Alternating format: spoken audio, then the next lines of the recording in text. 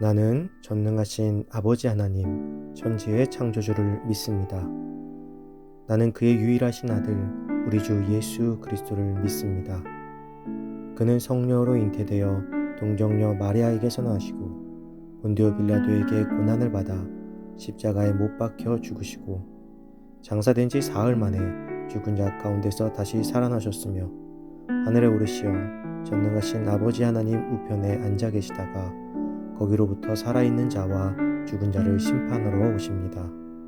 나는 성령을 믿으며 거룩한 공교회와 성도의 교제와 죄를 용서받는 것과 몸의 부활과 영생을 믿습니다.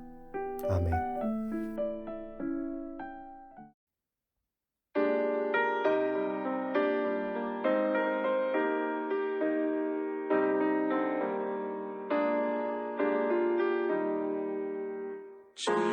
지금까지 지내온 것 주의 크신 은혜라. 한이 없는 주의 사랑 어찌 이루 말하랴.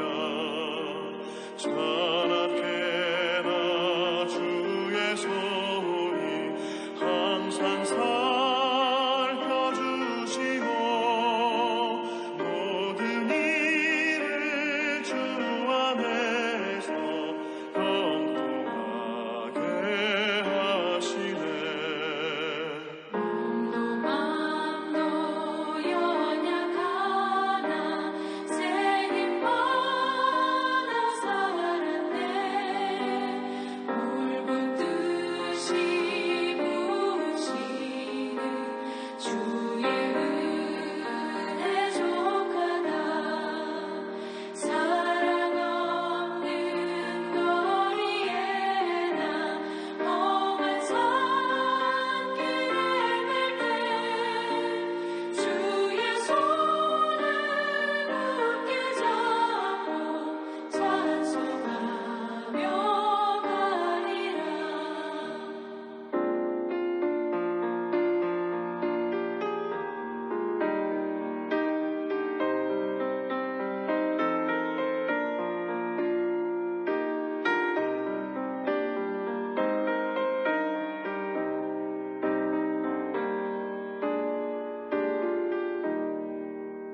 주님 다시 배울 날이 날로 다가와. 무거운 짐 주께 맡겨 벗을 날도 멀잖네. 나를 위해 예비하신 고향 집에 돌아가 아버지의 품 안에서 영원토록 살리라.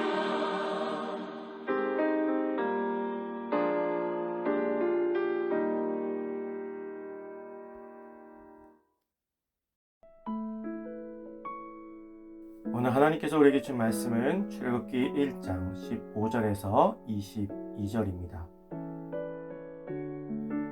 애굽 왕이 히브리 산파 십브라라 하는 사람과 부하라 하는 사람에게 말하여 이르되 너희는 히브리 여인을 위하여 해산을 도울 때 그 자리를 살펴서 아들이거든 그를 죽이고 딸이거든 살려두라. 그러나 산파들이 하나님을 두려워하여 애굽 왕의 명령을 어기고 남자 아기들을 살린지라. 애굽 왕이 산파를 불러 그들에게 이르되 너희가 어찌하여 이같이 남자 아기들을 살렸느냐. 산파가 바로에게 대답하되 히브리 여인은 애굽 여인과 같이 아니하고 건장하여 산파가 그들에게 이르기 전에 해산하였나이다 하매 하나님이 그 산파들에게 은혜를 베푸시니 그 백성은 번성하고 매우 강해지니라. 그 산파들은 하나님을 경외하였으므로 하나님이 그들의 집안을 흥왕하게 하신지라. 그러므로 바로가 그의 모든 백성에게 명령하여 이르되 아들이 태어나거든 너희는 그를 나일강에 던지고 딸이거든 살려두라 하였더라. 아멘. 최악에서 최선으로 라는 제목으로 오늘 말씀 나누겠습니다.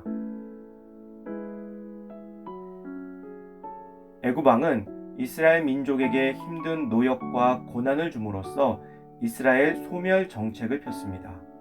힘들고 지치면 당연히 그 수가 줄어들게 될 것이라고 생각했던 것이죠. 그러나 하나님의 축복을 받는 이스라엘은 그 힘든 가운데에도 더욱 번성하였습니다.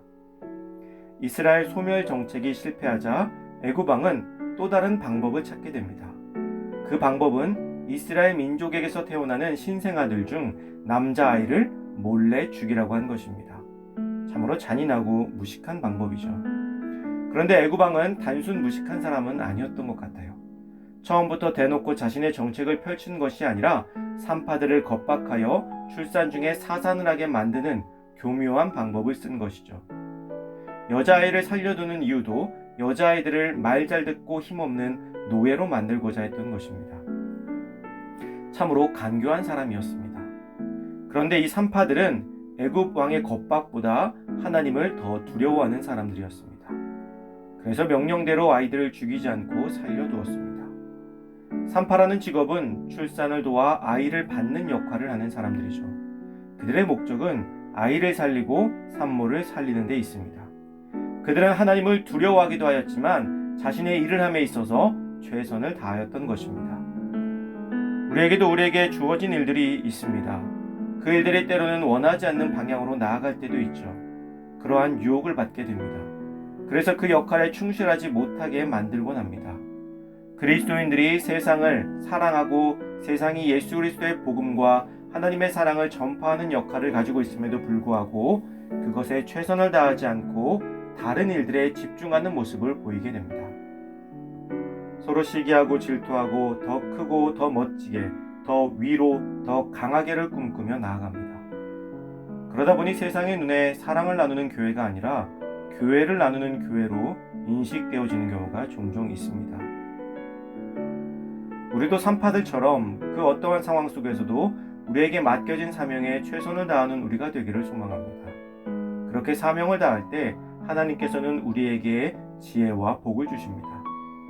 왜 아이들을 살려두었냐는 왕의 물음에 산파들은 히브리 여인들이 너무나 건강해서 자신들이 도착하기도 전에 이미 아이를 낳았기 때문에 어찌할 수 없었다고 지혜롭게 대답합니다. 하나님께서 그들에게 은혜를 베푸시고 지혜롭게 한 것이죠. 그리고 그 산파들의 가정에도 복을 내려주셨습니다. 또 그 산파들을 통해 이스라엘은 더욱 번성하게 되었습니다. 그러자 애굽 왕은 두 번째 단계로 정책의 수위를 높입니다. 바로 태어나는 아이들을 모두 나일강에 던져 죽이라는 것입니다. 이제는 대놓고 이스라엘의 남자의 씨를 말리려고 한 것입니다. 그러나 오히려 이 애굽 왕의 부당해 보이는 명령을 통해서 하나님의 놀라운 계획이 시작됩니다. 바로 이 상황을 모면하기 위해서 한 여인이 자신의 아들을 강 위에 떠내려 보낸 사건이 일어나게 되죠. 애굽 왕은 이스라엘을 탄압했지만 그 결과 출애굽을 이끌 모세라는 인물이 탄생했으며 모세가 80세가 되어 출애굽할 당시에 이스라엘이 장정만 60만이 넘었다는 것으로 보아 그의 정책은 완전히 실패한 정책이 되고 만 것입니다. 지금은 당장 망한 것 같고 최악인 것 같지만 그 상황을 역전하여 이끄시는 분이 바로 우리 하나님이십니다. 사랑하는 성도 여러분, 지금 우리의 상황이 조금 안 좋고 힘들지라도 좌절하지 마십시오. 아니, 좌절하고 절망할 수도 있습니다. 그러나 끝까지 믿음의 끈을 놓지 마시기 바랍니다. 최악의 상황을 최선의 상황으로 바꾸어 주실 우리 하나님의 그 놀라운 인도하심을 믿고 믿음으로 나아가는 저와 여러분들이 되시기를 주님의 이름으로 축원합니다.